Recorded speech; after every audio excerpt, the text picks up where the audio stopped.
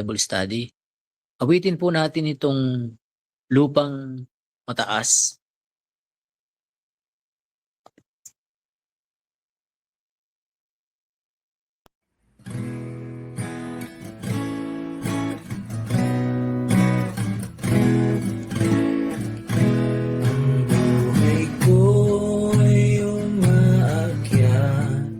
Bawat araw, isang taas, dalangin ko'y walang likha. Diyos sa langit ay ilipat. Buhatin mo at itatag ang paa ko sa mataas, kaysa hanggang sa langit umakyat. Ayaw kong laging may takot at alinlangan ang loob. Kung ang iba'y di antuko, ang nais ko ay tumayo. Buhatin mo at itatag ang paa ko sa mataas, kaysa kahapon na tuklas hanggang sa langit umakyat. Ang aking ibig tirahan, itaas na sa libutan. Kahit tukso'y dumagsama, pag-asa ko'y di bubuwan. Buhatin mo at itatag ang paa ko sa mataas, kaysa kahapon na tuklas hanggang sa langit umakyat. Ang karurugay nais ko na maabot hanggang dulo, hindi matutugot ako hangga't di mapagkay Kristo.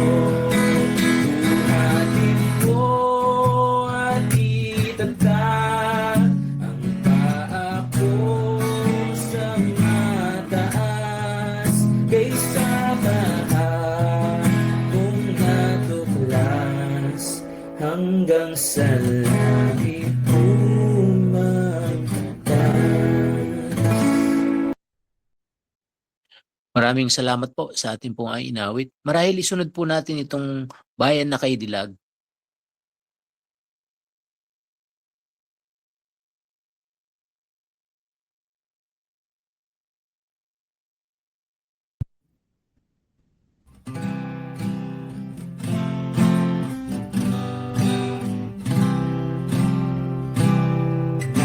Isang lupaing kainam na ngayon'y ating tinatanaw, at doon tayo'y hinihintay ang Ama nating mapagmahal. Bayan na kay dilag, magkakatipon tayo roon. Bayan na marilang, at tahanan ng Panginoon. Awit natin ay di huhumpay sa tamis ng pagsasamahan. Ang papuri aalinaw-ngaw langit magpakailanman. Bayan na kay dilan, magkakaipon tayo. Bayan na marilang, tatahanan ng Panginoon. Sa Ama nating mapagmahal, ang papuri ay iaalay, dahil tayo'y Kanyang minahal. Pinagpala at pinagyaman, bayan na kay dilan, magkakatipon tayo roon. Bayan na marilang, natahanan ng Panginoon.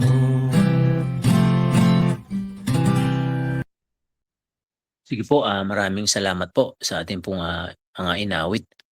Marahil ay kausapin po natin si Brother Francis para po sa ating pong opening prayer.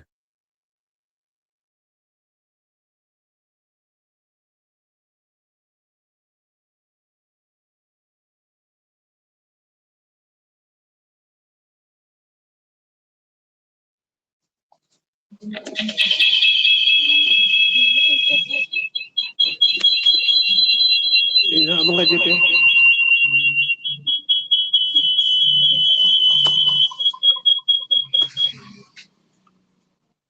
Ama naming Diyos, banal, dakila at makapangyarihan sa lahat na nasa langit. Ama, maraming pong salamat sa buong hapon, sa patuloy na pangunguna at pag-iingat mo po sa bawat isa sa amin. Salamat po na marami through online kami po mga kapatid ay magkakasama-sama sa oras pong ito upang muli na mag-aaral ng iyong mga salita. Salamat po sa oras at pagkakataong ito na malaya po kami makapag-aral ng iyong mga salita at patuloy po namin idinadalangin naman ang iyong pangunguna, paggabay sa bawat isa, lalo tigit sa anak mong gagamitin mo sa pagtuturo ng iyong mga salita sa gabing ito at gawin mo po makapangyarihan ng iyong mga salita upang lubos ko po namin makilala at maunawaan po ang mga salita mo na. At dinadalangin din po namin ang mga kapatid na naka-online po ngayong gabi na may buksan niyo po ang puso at isipan ng bawat isa upang patuloy pong dumalo yung mga salita mo sa amin. Salamat po na marami at kasuriin niyo po ang may mga puso at isipan sa oras pong ito.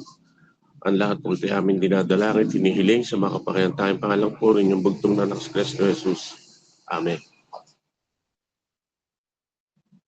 Sige po, maraming salamat Brother Francis sa panalangin. Marahil ay ihanda na po natin ang ating pong mga puso't isipan sa pakikinig ng kanyang mga salita. Binibigay ko na po kay Brother Wilson para sa pagtuturo. Magandang gabi po sa ating lahat.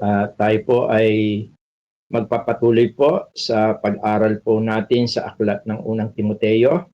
At ngayon po ay nasa ika-5 kabanata na po tayo ng unang Timoteo. Kaya marahil po ay ito po yung ating pag-aaralan sa tulong at biyaya ng Panginoon.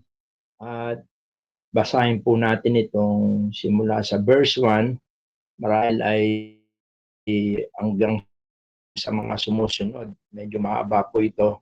Pero ay mabasa po natin. Hindi ako nagkakamali hanggang sa verse 15. At ganito po ang ating mababasa. Huwag mong pagwikaan ang matanda, kundi pangaralan mo siyang tulad sa ama. Ang mga kabataang lalaki na tulad sa mga kapatid. Ang mga babaeng matatanda na tulad sa mga ina. Ang mga kabataang babae na tulad sa mga kapatid na babae sa buong kalinisan. Papurihan mo ang mga babaeng bao na tunay na bao. Ngunit kung ang sino mang babaeng bao ay may mga anak o mga apo, magsipag-aral ang mga ito muna ng pagmamahalang may kabanalan sa kanilang sariling sangbahayan at magsiganti sa kanilang mga magulang sapagkat ito'y nakalulugod sa paningin ng Diyos. Kaya't ang tunay na babaeng bao at walang nag-aampon ay may pag-asa sa Diyos at nananatili sa mga pagdaing at mga panalangin gabi't araw. Datapwat ang nagpapakuyo sa mga kalayawan, bagamat buhay ay patay. Verse 7, ang mga bagay na ito'y iutos mo rin naman upang sila'y mawalan ng kapintasan. Datapwat kung ang sino man ay hindi nagkakandili sa mga sariling kanya, lalong-lalo na sa kanyang sariling sangbahayan, ay tumatanggi siya sa pananampalataya. At lalong masama kaysa hindi sumasampalataya. Huwag itala na gaya ng babaeng bao, samantalang walang 60 taon na naging asawa ng isang lalaki na may mabuting patotoo tungkol sa mabubuting gawa. Kung siya'y nag-alaga sa mga anak, kung siya'y nagpatuloy sa mga taga-ibang bayan, kung siya'y naghugas ng mga paa ng mga banal, kung siya'y umabuloy sa mga napipigati, kung ginanap niya na may kasipagan ang bawat mabuting gawa. Ngunit tanggihan mo ang mga batang babaeng bao, sapagkat pagkaroon nila ng masamang kita na hiwalay kay Kristo ay nagsisipagnasang mag-asawa na magkaroon ng kahatulan sapagkat itinakwil nila ang unang pananampalataya. At bukod dito ay nag-aaral din naman na maging mga tamad na nagpapalipat-lipat sa bahay-bahay at hindi lamang mga tamad kundi matatabil din naman ang mga mapakialam na nagsisipagsalita ng mga bagay na di nararapat. Verse 14, ibig ko ngang magsipag-asawa ang mga batang babaeng bao, magsipanganak, magsipamahala ng sambayan, huwag magbigay sa kaaway ng anumang pagkadahilanan na ikalilibak. Sapagkat ang mga iba'y siguro hanggang doon na lang muna po. Dito na sa verse 15 sabi niya, sapagkat ang mga iba'y nagsibaling na sa hulihan ni Satanas. Verse 16, kung ang sino mang babaeng nananampalataya ay may inampong mga babaeng bao, ay umabuloy sa kanila at huwag pabigatan ang iglesia upang maabuluyan nito ang mga tunay na bao. Pagpalain po ng Panginoong Diyos ang kanyang mga salita at sa tulong at biyaya po ng Panginoon, ito po yung tatalakayin natin at hindi po kaila sa atin ang sulat po na ito ay mga tuntunin o mga paalaala, instruction ni Apostol Pablo kay Timoteo para po sa iglesia. Kaya yung headings ng ating mga Bible is instruction for the church. At sa tulong at biyaya po ng Panginoon ay pag-aralan po natin ang mga bagay na ito. Pero muli po tayong manalangin nang sa ganun po ay tuloy nating maranasan ang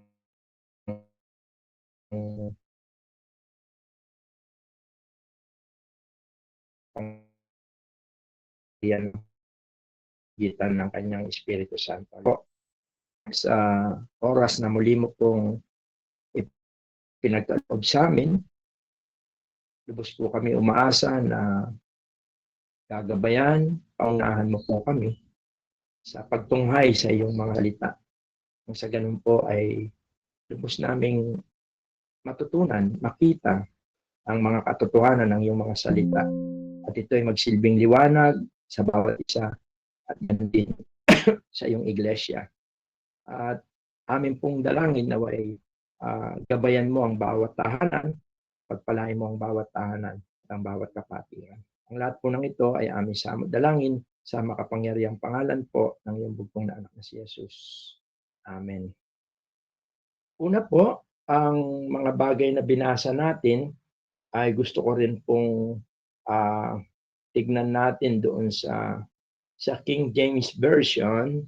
Sa English, ang sabi niya, rebuke not an elder, but entreat him as a father, itrato, na tulad ng ama, and the younger men as a brethren.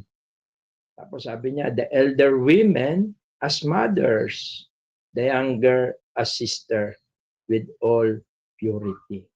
Dito sa mga paunang salita o mga bagay na tinuran ni Pablo, bagamat siya ay nagbibigay ng instruction kung paano yung maging relasyon ni Timoteo as a young leader sa church ng Efeso sa all types of believers, elder men, elder women, ganun din yung brothers and sisters. At dito maliwanag po na ang church hindi lang siya isang institusyon, kundi sa mga pagka-address ni Paul kay Timothy ay nangangahulugan na ang church po, ang isang local church ay isa siyang spiritual family. Kung saan sa institutional, ang pamilya po ay binubuo ng mga magulang, mga ama, nanay, tatay, nanay, kuya, ate, o kapatid na mga bata. At ganyan po ang tunay na kalagayan sa harapan ng Diyos ang isang local na iglesia. At dito po ay binibigyan si Timoteo ng instruction na huwag magkaroon ng partiality, kundi bagkus ang lahat ay mabigyan ng atensyon. Kasi po sa isang iglesia, yun ang isang kinakailangan. Sapagkat carnality, alam natin po yung carnality, yun doon sa unang Korinto 3, kapag ka merong partiality o merong tinitignan, siguro tignan po natin yun para makita natin yung isang bagay naman na sisira sa iglesia, yung tinatawag na carnality. Sa unang Korinto po, Kapitulo 3, versikulo 1,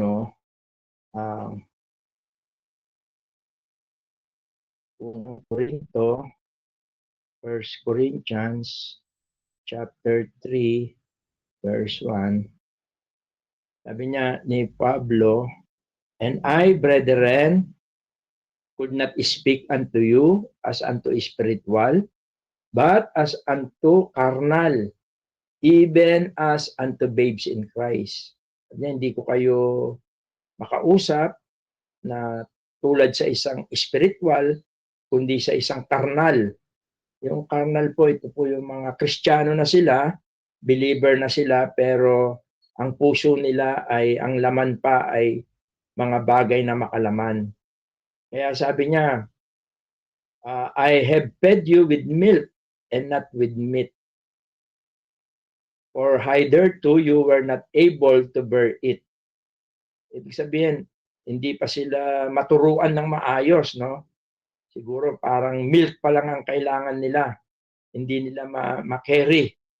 Kumbaga ay hindi nila ma-absorb pa yung mga teaching, yung mga discipleship, yung mga mabibigat o sabihin natin na may kinalaman na sa mga pagre-review, pagko-correct. Ayaw nila yan, hindi nila tinatanggap yan. Sabi rito, you were not able to bear it, neither you now are you able. Ang nakakalungkot, hindi nila kaya noon at lumipas na yung panahon, hindi pa rin nila kaya. Sabi niya sa verse 3, for you are yet carnal, for whereas there is among you envying and strife and division, are you not carnal and walk as men? Ito po yung kabaligtaran noong sabi niya, sapagkat kayo mga salaman pa, sapagkat samantalang sa inyo'y may mga paninibugo at mga pagtatalo, hindi baga kayo mga salaman at kayo nagsisilakad ayon sa kaugalian ng mga tao. Sapagkat kung sinasabi ng isa, ako'y kay Pablo, at ng iba, ako'y kay Apollos, hindi baga kayo'y mga tao? Kaya very dangerous po yung mayroong favoritism, mayroong division, mayroon yung panig ako rito, panig ako ron. Yun po ay tanda ng carnality. Kaya titingnan po natin, bantayan natin yung puso natin sa ganyang bagay. Kapag meron pong ganyan, ibig sabihin yan, ikaw ay Kristiyano na pero maaring ikaw ay immature, kahit matagal ka na, babes in Christ ka pa, hindi ka lumago sa iyong pananampalataya. Kaya dito sa 1 Timothy chapter 5, ito yung bagay na binigyang diin muna ni Apostol Pablo bilang instruction niya sa iglesia sa Efeso sa pangunguna ni Timoteo na maging consistent siya at wag magkaroon ng partiality. No? Kailangan ang lahat ay binibigyan niya ng tuon. Mga matanda na lalaki, mga kabataang lalaki, mga babae, at yung matatandang babae.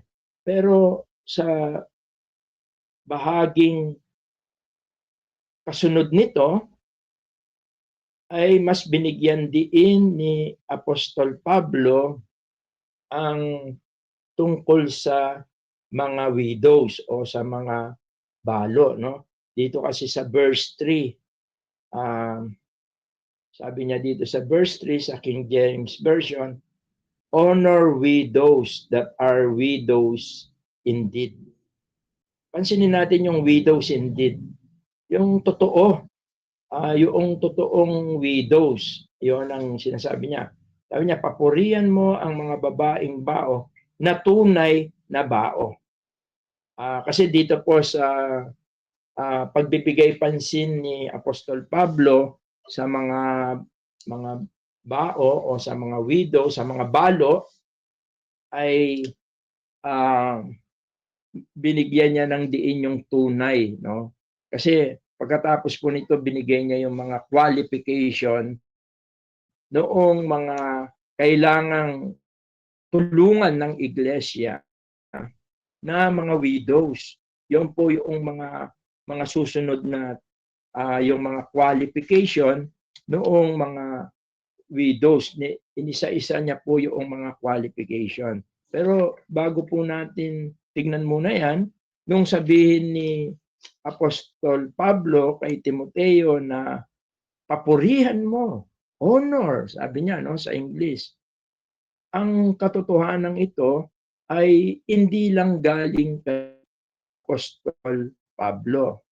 Sapagkat tunay na ang Diyos ay nagmamalasakit sa una pa man, sa matandang tipan pa man, ay nagmamalasakit na ang Diyos sa mga balo o sa mga widows. Kaya panawagan din niya, inutos din niya sa mga Israelita sa Old Testament na kung paano niyang pinapahalagaan yung mga widows, kung paano pinapahalagaan ng Diyos yung mga balo, ay nawa ay ang kanyang mga anak o ang bayang Israel, at sa panahon naman ng iglesia, ang iglesia ay ganun din ang kanilang maging treatment sa mga widows. Sa awit, maliwanag to sa awit chapter 68 sa Old Testament, sa Psalms chapter 68, dito sa verse 5, malinaw na nagbigay ng panuntunan ng Diyos, no? Pinapakita rito ang pagpapahalaga ng Panginoon sa mga, hindi lang sa mga balo, kundi sa mga ulila. Sabi niya, Ama ng mga ulila at hukom ng mga babaeng bao, ang Diyos sa kanyang banal na tahanan. Kaya sabi, Father of the fatherless and protector of widows. Sa ibang salin ay ganun ang ating mababasa, no? Doon sa verse 5. And a judge of the widows. Sa iba, ginamit yung protector of the widows.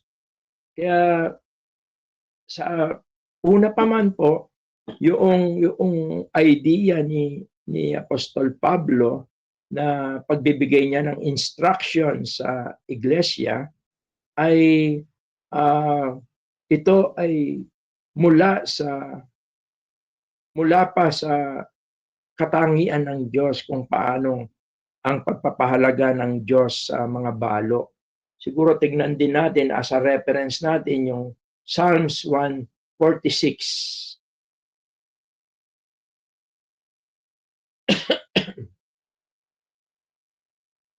Sa Psalms chapter 146, dito sa verse 9.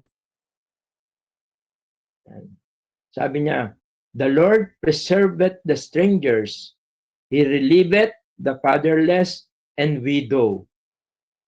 Sabi sa Tagalog, ganito ang mababasa natin sa Tagalog, iniingatan ng Panginoon ang mga taga-ibang lupa. Kanyang inaalayan ang ulila at babaeng bao, ngunit ang lakad ng masama ay kanyang ibinabaligtad. Makikita po natin yung God cares for widows. At yan din ang nais niya sa kanyang mga anak. Katunayan, maraming mga story sa Bible, like for example sa kung saan ang Diyos ay ang kanyang sa isang widow, buhay niya yung kanyang anak, no? Alam natin yung istorya po niyan. Mula sa Old Testament hanggang sa New Testament, ang Diyos po ay naging consistent siya sa katotohanan ito, kung saan ay sa panahon natin ng iglesia ay dapat po na magkaroon din ng sabihin natin ng pagmamalasakit sa mga widows. Pero si Apostol Pablo ay nagbigay po siya ng mga qualification. At sa Malakias chapter 3 verse 5, dito ay maliwanag na ang Diyos ay binibigyan niya ng babala ang kanyang mga anak kapag po mistreated natin o pinabayaan o sabihin nating minaltrato yung mga widow. Sabi rito, at aking lalapitan kayo sa kahatulan at ako'y magiging maliksing saksi laban sa mga manghuhula at laban sa mga mangangalunya at laban sa kasinungaling na manunumpa at laban doon sa sisipagpigati sa mga araw sa kanyang mga sa baing bao at sa ulila at sa naliligaw at sa taga-ibang lupa. Mula sa kanyang matuwid at hindi natatakot sa akin, sabi ng Panginoon ng mga hukbo. Maliwanag dito na ang Panginoong Diyos ay nagbigay ng kanyang warning sa bayang Israel. At ito po ay tinuro din ng ating Panginoon, itong pagpapahalaga sa mga balo. Katunayan, siya rin ay hindi niya rin tinulungan niya rin yung mga babaeng balo, no? At pinagsabihan niya yung mga Pariseyo na matagal silang manalangin, marami silang sinusunod na kautusan, pero pinababayaan naman nila yung kanilang mga widows.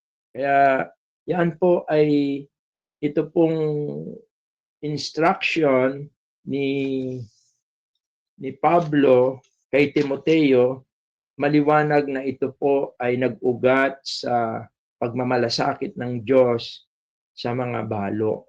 Kaya naman si Pablo ay nagbigay ng mga katangian, yung mga totoo, sabi niya, yung mga tunay na bao. At sino po yung mga tunay na bao? Sabi po rito sa verse 5, sabi niya, kaya't ang tunay, 1 Timothy chapter 5, kaya't ang tunay, pansinin natin yung sinabi niya, kaya't ang tunay na babaeng bao at walang nag-aampon ay may pag-asa sa Diyos at nananatili sa mga pagdaing at mga panalangin gabi't araw. Una, yung maliwanag na makategorize ng church yung mga walang support, yung hindi, wala nang susuporta sa kanya. Wala na siyang anak, wala na siyang apo, wala na siyang mga kamag-anak, wala na siyang masisilungan, wala na siyang matatakbuhan, wala na. Siya ay nag-iisa na sa buhay. Sa ibang salin, ginamit yung nag-iisa na sa buhay. No son, no granddaughter, no relatives. Yun po yung una. No? At yun yung qualified na pwedeng i-support, tulungan ng church. Yung mga widows, widower, na talagang wala na po sila na mga kamag-anak. Yun, qualified po yun, mga ganong bagay. Pero hindi lang po yun. May kaakibat pa po na kwalifikasyon. Kailangan siya rin ay mayroong magandang patotoo. Ayon dito sa, kung babasahin natin, yung 5 hanggang verse 7, sabi po, kaya't ang tunay, no, yung word na tunay, na babaeng bao at walang nag-aampon, yung ay may pag-asa sa Diyos at nananatili sa mga pagdaing at mga panalangin gabi't araw. Datapwat ang nagpapakabuyo sa mga kalayawan, bagamat buhay ay patay. Parang hindi ni-discourage na niya yung ganito na mga sabihin natin na widows, no, na nagpapatuloy lang sa kalayawan ng kanyang laman. Sabi rito, verse 7, ang mga bagay na ito'y iutos mo rin naman upang sila'y mawalan ng kapintasan. Kaya yung kanyang testimony, dapat wala rin po siyang kapintasan. Parang yung sa mga elders, no? Sabi niya, walang kapintasan. Ibig sabihin po nito, siya ay sabihin na natin na naging masipag siya sa kabanalan. Siya ay tunay na masasabi natin na naging kapaki-pakinabang sa iglesia.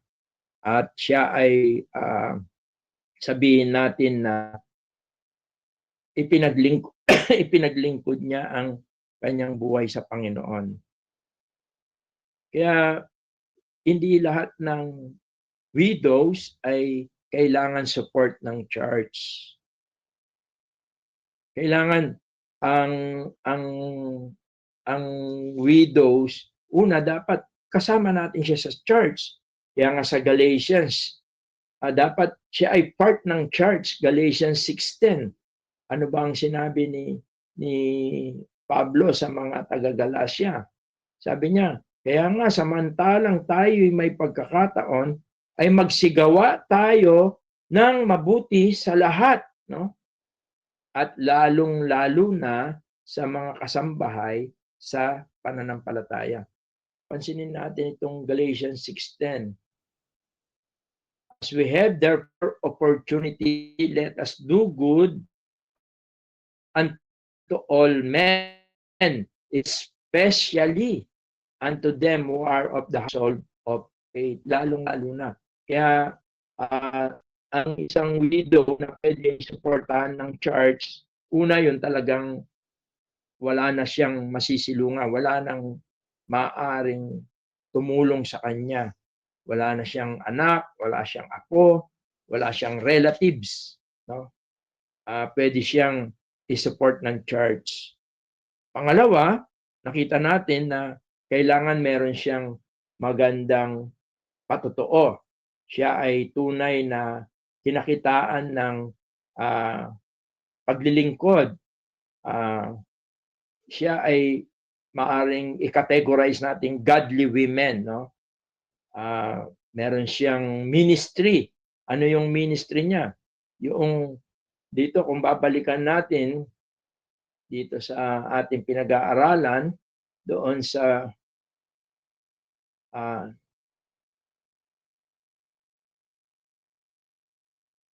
sabi niya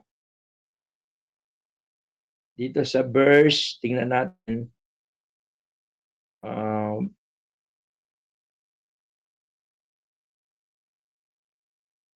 tingnan ko lang muna Tagalog. Sabi niya dito sa verse 5, kaya't ang tunay na babaeng bao at walang nag-aampon ay may pag-asa sa Diyos.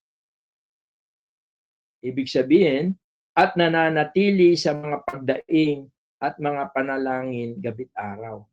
Kumbaga, makikita mo yung kanyang ministeryo.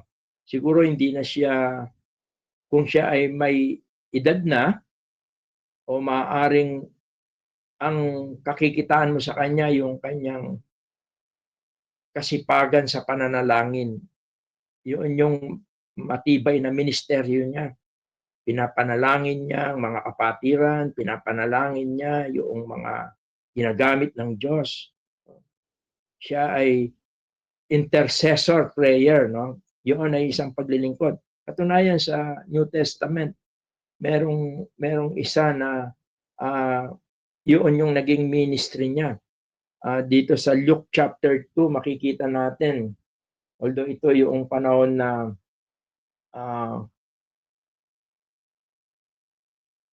noong pinagbubuntis pa ang Panginoon dito sa Luke chapter 2, pero dito sa verse 36, makikita natin na hanggang 37, sabi rito, at naroon din naman si Ana. Si Ana yung tinutukoy ko. Sabi rito, at naroon din naman si Ana na isang propetisa, anak na babae ni Panuel sa angkan ni Aser. Siya'y lubata na at may 7 taong nakisama sa kanyang asawa mula sa kanyang kadalagahan. At siya'y bao ng 84 na taon na hindi humihiwalay sa templo at sumasamba sa gabi at araw sa pamagitan ng mga pag-aayuno at mga pagdaing. Makikita natin itong ganitong character. No? Isa siyang godly women. Siya ay naglalaan ng maaring siya ay laging present sa prayer meeting. Lagi siyang nananalangin para sa mga kapatiran. Isang qualification din po yan. Yung siya ay masasabi natin na naglilingkod sa Panginoon. Maaring siya ay nagbibisita, maaring siyang kahit matanda na siya, siya ay nagtuturo sa mga bata, sa mga Sunday school.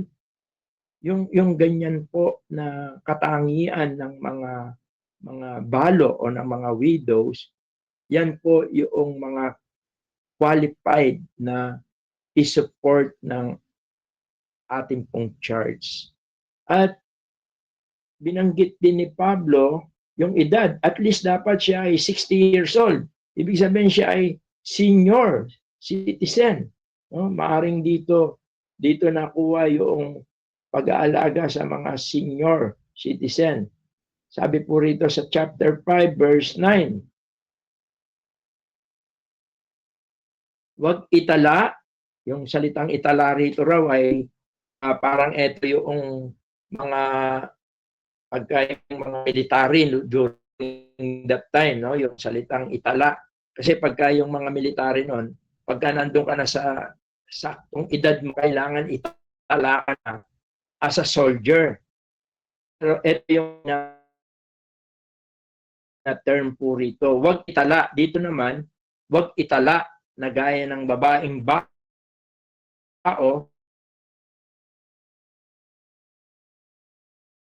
samantalang walang 60 taon na naging alaki. No? At least 60 years old above. Hindi po siya below. At ang sabi rin dito, meron siyang good marriage record. Yung sinasabi po rito na naging asawa ng isang lalaki. Hindi siya, walang divorce, hindi siya nag-asawa uli, o hindi siya ibig sabihin hindi siya nagkaroon ng maraming asawa. Alam natin yung Samaritan women, marami siyang naging asawa. Pagka ganon, hindi po siya qualified. At sa mga younger women naman, maliwanag na kung mga younger widow sa verse 14, sabi ni Paul, mas maganda kung i-allow pa sila na mag-asawa. Sabi niya, ibig ko ngang magsipag-asawa ang mga batang babaeng bao. Magsipanganak, magsipamahala ng sambayan. Huwag magbigay sa kaaway ng anumang pagkadahilan ng ikalilibak. Kaya siya ay una dito po sa ating nakita, yung kailangan suportahan, dapat isa lang yung asawa. No? Siguro hindi na siya nag-asawa uli. Pero dito naman yung mga babaeng balo, dahil hindi sila qualified to support the church, mas pinapayuhan ni Apostol Pablo si Timoteo na hindi naman hikayatin, kundi i-allow o mas maganda na kung sila po ay makapag-asawa pa, nang sa ganon ay hindi sila, sabi nga, magbigay sa kaaway ng anumang pagkadahilanan. Siguro para hindi sila nagpi-flirting. Kaya ngayon po, yan yung nakakalungkot ngayon sa panahon natin. Maraming mga Christian na balo na nakikipag-flirting sila. Kasi merong mga, lalo na sa internet, hindi po maganda yon. Hindi po nararapat yon, sabi nga, mga hindi nararapat. Kaya po, yan yung mga dito sa verse 10. Kailangan nga, sabi niya, na may mabuting patotoo tungkol sa mabubuting gawa. Ibig sabihin yung testimony, yung pagtulong sa mga kapatiran, yung sabi niya. Tapos, isa pa yung kailangan din yung kung nakaanak siya, kailangan siya ay pinalaki niya yung kanyang mga anak, inalagaan din niya ng mabuti yung kanyang mga anak, no? Hindi siya nag-abandon ng anak, kundi inalagaan niya yung mga anak. Raise children, sabi rito. Aring kahit na nag-iisa lang siya, kaya nga ngayon meron tayo sa ating government yung solo parent, kahit solo parent lang, no? Nanatili siya sa kanyang mga anak at pinalaki niya yung kanyang mga anak. Tapos dito ay sa verse 10, marami to eh. Sabi niya, kung siya ay nag-aalaga sa mga anak, no? Kung siya ay nagpatuloy sa mga taga-ibang bayan, kasi during that time, yung mga believers, lalo na yung mga workers, yung mga preacher, evangelists, talagang nagta-town to town sila. At kung minsan naabutan sila ng dilim sa daan, ang ito yung pagiging hospitable. At kung siya ay naghuhugas ng mga paa ng mga banal, although alam natin po ito yung halimbawa na ibinigay ng Panginoon, during that time, pinapractice nila dahil bilang mga Jewish, bago ka talaga pumasok sa tahanan nila, kailangan ay maghugas sila ng paa.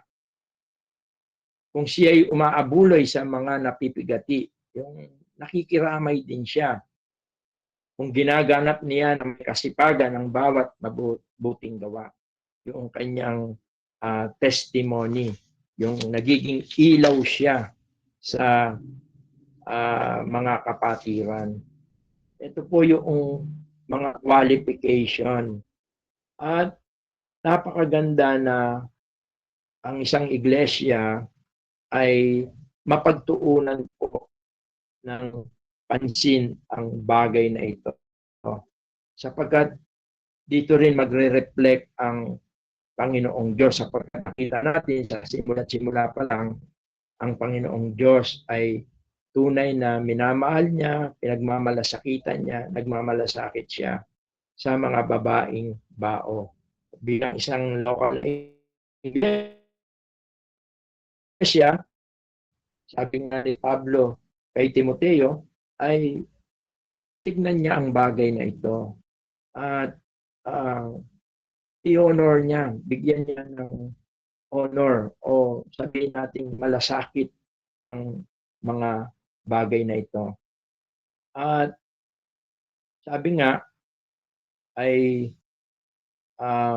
nang sa ganon ay hindi sila mapabayaan at lalo tigit maalalayan sila hindi lang sa mga bagay na material, maging sa spiritual, nang sa gayon ay hindi sila maging katitisuran ng mga mananampalataya at ng ibang mga tao outside the church. Kaya for the meantime po siguro, ito lang po yung mababahagi ko, pero isa po itong challenge. No?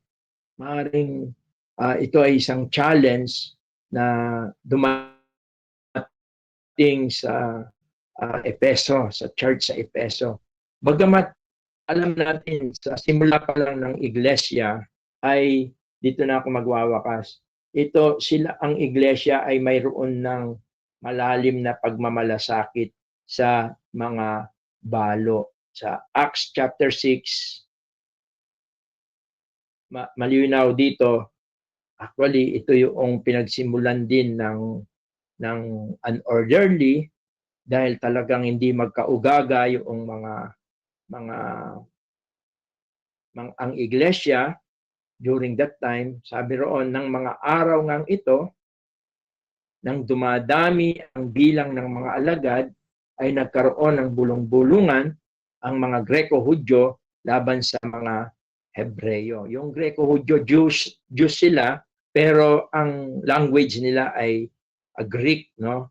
Samantalang yung mga Hebreyo dito, Hudyo rin sila, pero ang lengguwahe nila is Aramaic o Hebrew. Yun yung dalawang composition ng mga Hudyo during the early church. Sapagkat ang kanilang mga babaeng bao ay pinababayaan sa pamamahagi sa araw-araw.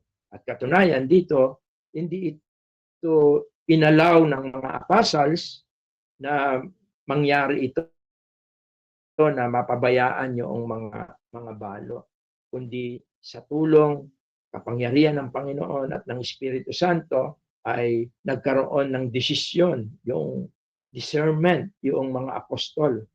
Sabi rito, at tinawag ng 12 ang karamihang mga alagad at sinabi, hindi marapat na aming pabayaan ang salita ng Diyos at mga lingkod sa mga dulang. Nagkaroon sila ng discernment. Actually, ito yung kailangan sa iglesia. Para ang takbo ng iglesia, ang buhay ng iglesia ay patuloy na pangunahan ng Diyos at mabuhay ito ng ayon sa kalooban ng Diyos. Kailangan natin ang mga leaders na mayroong discernment. Yung sila ay puspos ng Espiritu Santo. Kaya sabi ng mga alagad, magsihanap nga kayo mga kapatid sa inyo ng 7 lalaki na may mabuting katunayan, puspos ng Espiritu at ng karunungan na ating mailalagay sa gawain ito. Hindi lang sinabi niya ng karunungan, kundi ng Espiritu at ng karunungan. At dito ay nagkaroon ng resolba at ang mga apostol ay nanatili sila sa pananalangin at sa ministeryo sa salita. Bilang isang lokal na iglesia rin po, maganda na maipanalangin po natin ang bagay na ito.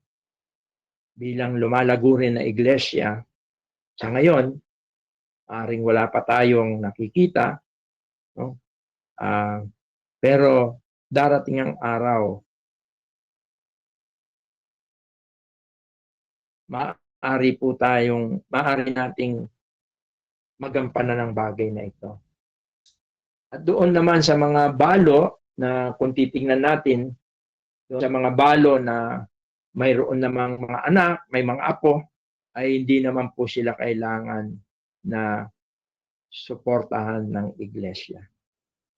Nawa po, nakita natin sa ating maikling pag-aaral, sa simula pa lamang po, ang Diyos po ay ipinakita niya na ang pagpapahalaga sa mga widows and widower.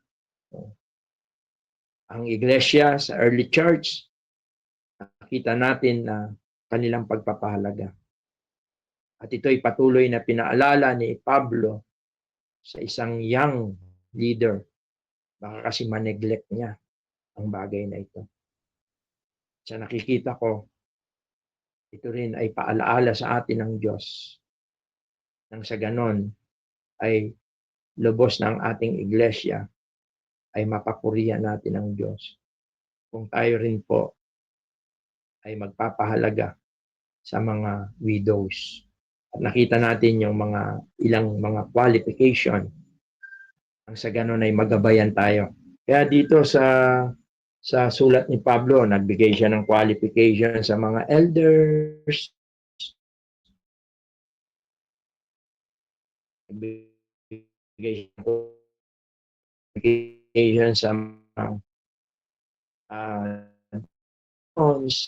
at dito naman nagbigay siya ng qualification. Kaya napakahalaga rin po na masumpungan din po ito sa ating iglesia. Tayo po siguro ay manalangin. Ama, salamat po sa gabing ito. Salamat po at binuksan mo ang aming mga puso, aming mga kaisipan upang lubos po namin makita ang mga bagay-bagay na kailangan din po namin ilalanin, pagandaan sa loob ng iyong iglesia. Nang sa ganon ay manatili ang pag-ibig, ang pagkakaisa, at ang pagsulong at paglago sa buhay espiritual ng bawat mananampalataya mula sa mga matanda, mga tatay, mga nanay, sa mga kuya, sa mga ate, sa mga kapatid na nakababata. At higit sa lahat po sa mga kapatid na wala ng pagsisilungan, wala ng kamag-anak, wala nang maaaring tutulong, bubuhay sa kanila. Nawa po ay handa po kami sa bagay na ito. At kung mayroon po kaming makita, naway tulungan mo kami na hindi po namin sila mapabayaan. Kundi bagkus, maigawad namin ang pagmamahal na nagmumula sa iyo. At sila po ay aming suportahan mula sa pisikal, pinansyal, at lalong-lalo na po sa kanilang espiritual. Pagpalain mo, O Diyos, ang iyong mga salita at naway masumpungan mo ang aming iglesia na nagnanais na gawin ang mga bagay na ito para sa iyong ikaluluwalhati at sa iyong ikalulugod. Ang lahat po ng ito ay aming sa aming dalangin sa makapangyarihang pangalan po ng iyong bugtong na anak na si Jesus. Amen. Balik ko muna po. Baka po meron tayong mga katanungan. Maganda rin po na kapag open tayo ng mga katanungan.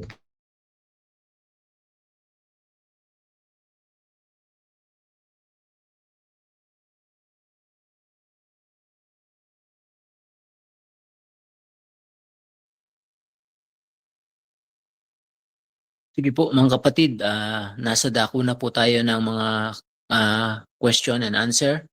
Kung mayroon po tayong gustong itanong, maaari pong pakibukas lamang po yung ating mga mic at sabihin po ito.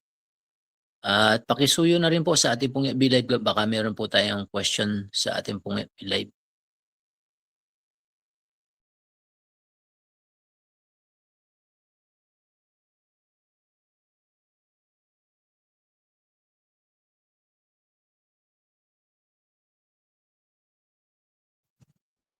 Sige po mga kapatid, samantalahin po natin ang pagkakataon. Napakaganda po ng ating napag-aralan.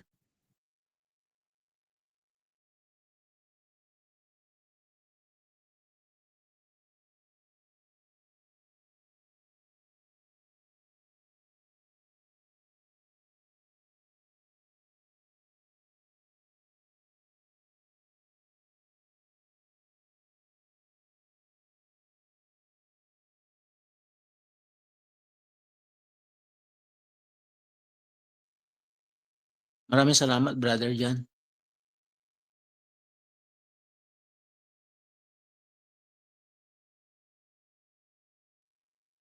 Wala po ba tayong question mga kapatid patungkol po sa ating napag-aralan?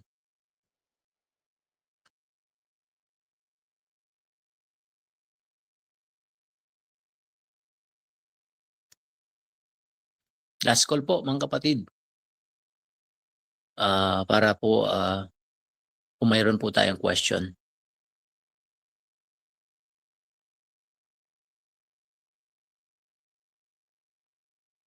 Sige po, maraming salamat sa kapatid po natin na nagtuturo sa salita ng Panginoon. At nawa ang silence po ay doon po tayo sa mga naiintindihan po natin yung kanyang mga salita. At para po sa pagwawakas din po, siguro hingin po natin kay kapatid na Jan na pangwawasan tayo sa panalangin.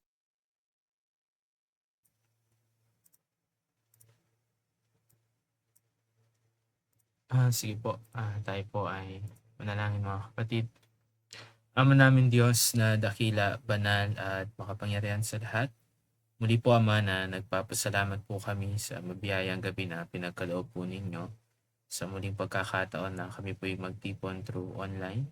At kami po ay patuloy na mag-aral sa inyo pong mga salita sa pagpapatuloy po ng aming po series lesson po sa aklat po ng unang Timoteo. At sa nakita po namin na paalala po ni Apostol Pablo kay Timoteo bilang po patuloy sa kaayusan sa loob po ng iglesia at ganoon din po ang pag-ibig. Patuloy na dalangin po namin nawa sa amin kung meron man pong ganito pong magiging pagkakataon sa mga napag-aralan po namin ay hindi po ito makaligtaan. At tunay po na ang pag-ibig ang maghari sa aming po mga puso't isipan at ang iyong mga salita ang patuloy na maging gabay po namin hindi po ang mga emosyon po namin. Kaya salamat po at dalangin po namin ang inyo pong anak na ginamit na naghayag sa inyo pong mga salita. Patuloy ang panalangin po namin na kagalingan at kalakasan physical po kay Brother Wilson. At amin din pong dalangin sa lahat po ng nakapakinig at nakapag-join. Yun din po sa daratnan po ng inyo pong mga salita through online. Ang banal na Espiritu ang patuloy po na tumulong po na mapaunawaan po ang lahat po ng mga makakapakinig. Muli Ama, salamat po at ang lahat po ng ito ay patuloy po namin na hinihiling at dinadalangin at pinapasalamatan sa matamis na pangalan lang po na ipong bugtong na anak na si Kristo Jesus. Amen. Good evening po. God bless po sa ating pong lahat mga kapatid. Thank you po. God sa ating lahat. Salamat sa inyong lahat mga kapatid. Good evening po. God bless po. Good evening po. God bless po. Good evening po. God bless. Good evening. God bless.